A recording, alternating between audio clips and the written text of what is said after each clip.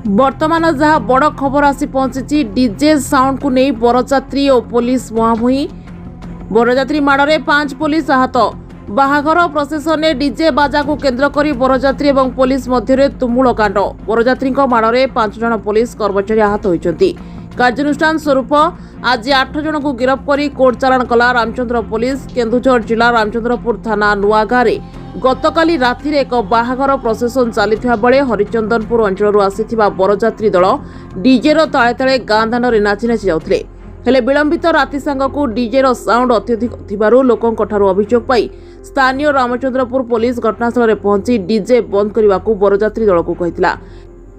हेले सेमाने पुलिस कथा को बेखातिर करी डीजे चालू रखिथिले। पुलिस सेमानकु बारंबार तागिद करिवारु किछि बरजात्री उत्क्षिप्त होई पुलिस उपरको आक्रमण करथिले।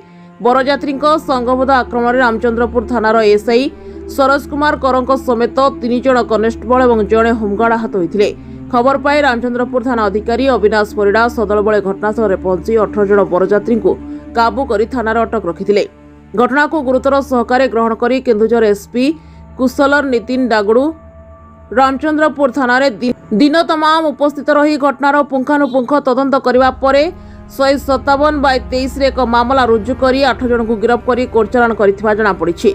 गिरफ बरजात्री मध्य हरिचंदनपुर रंजन साहू, गंडडिहार कन्हई महंत, बरगुड़ार सिपुन साहू, सुमंत साहू, रघुनाथपुर रंजन पंडा, अशोक सेनापति, प्रभात कुमार साहू और ठाकुरपड़ार जगदीश पले गिरफ रही जनापड़ी।